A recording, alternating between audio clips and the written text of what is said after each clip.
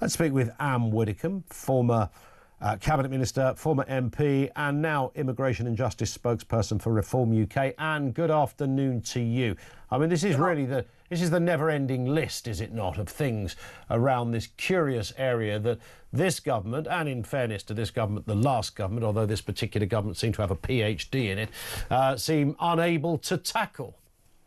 Well, they don't tackle it because they haven't really got the will to tackle it. True. The one in, one out scheme is a farce. And even if it worked perfectly, and we all know it doesn't, but even if it worked perfectly, it would still mean that we were having to take exactly the same additional numbers, accommodate them, provide health services, etc., etc. So it would be no gain. Yeah. I think Starmer's idea is it will be a deterrent, but it won't, because where do you end up? Back in France. Well, he must know when his advisors are saying to him, "Oh, Prime Minister, I've got the latest data for you.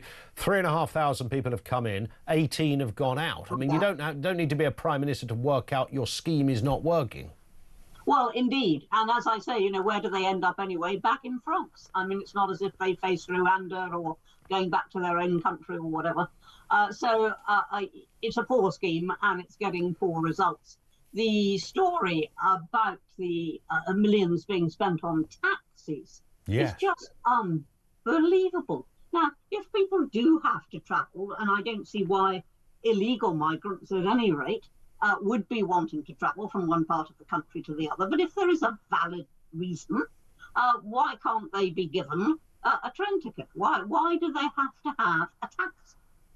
Well, indeed. And as you say, I mean, why would you have to travel in the first place? One would assume that if you are appointed to a certain hotel, then that would be where you would remain. The idea that you'd need to somehow leg it from Horsham to Newcastle on a Wednesday afternoon, I've got no idea. And as I mentioned, Anne, at the beginning, one taxi firm's profits went from 52,000 to 586,000 solely as a result of this contract. I mean, who's giving out the contracts? Well, it has reached farcical proportions, and all I can say is that if the policy which I've been advocating since 1999, which is that we automatically house all new asylum seekers in secure reception camps, if we did that, they wouldn't be travelling the country. They wouldn't need taxis for short or long journeys because everything would be provided within the camp, including medical services. We've heard the Prime Minister this week and in his conference speech talked about getting tough on immigration. I never really believe a word of it because I don't believe he believes a word of it. I think that's the problem with this particular administration. It's really not in their DNA, and to feel particularly strongly about this stuff. No, their heart isn't in it at all, and never has been. I think they feel threatened by reform. I think they have caught the mood of the public. They know they've got to do something. But to be effective in government, you need the will and you need to believe in what you're doing. And both those things are absent in Labour's approach to immigration. Yeah. Do you sense that this one area is going to... I mean, I know we are 4 years away from a general election. I don't sense this story is going away anytime soon. Do you sense this will thread its way through the next half decade, right up till 2029, when people go to the ballot boxes? Well, unless Starmer suddenly pulls the most amazing rabbit out of a hat, and I see no suggestion that that is going to happen, yes. I mean, and it will go. I mean, it's already at the top of people's agenda, but it will grow even more because the problem is coming daily more apparent. I mean, every day now we are seeing pictures either on our television screens or in the newspapers of boatloads of illegal migrants arriving, sometimes, thousands in a day. Yeah. And people can see that it's happening. And of course, in areas where hotels have been commandeered to accommodate such asylum seekers, people can actually see with their own two eyes what is happening in their own neighbourhood. So people are aware of it. It isn't going to go away.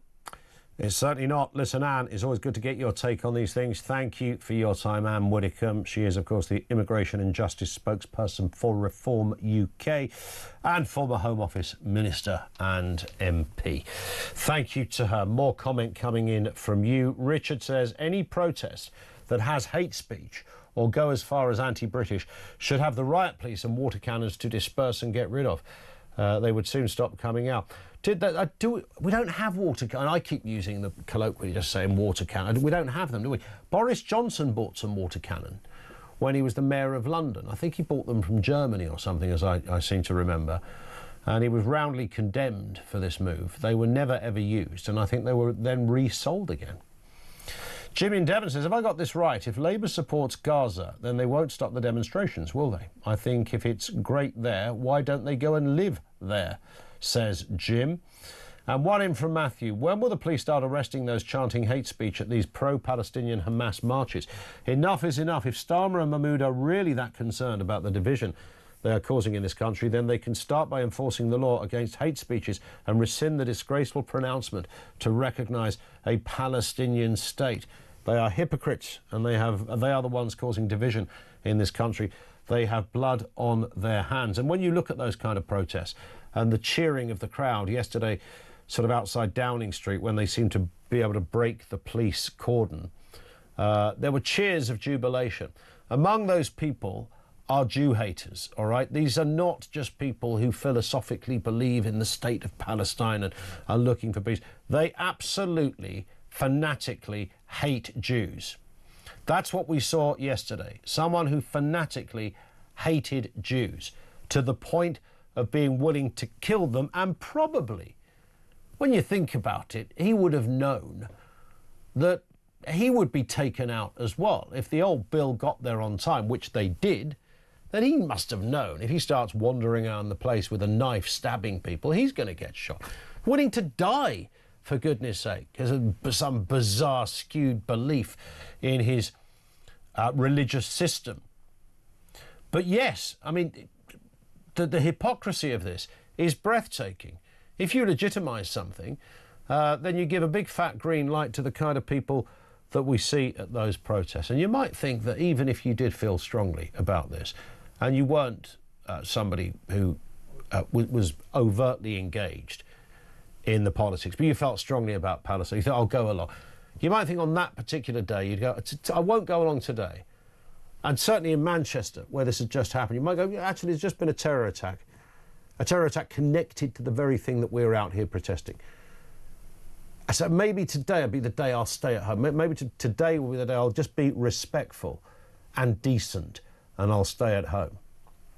But some of these animals don't behave like that because they are so eaten up with their own wonky ideology that they believe not only are they right about everything, but they have no problem in a couple of dead Jews. To them, that's a good day's work.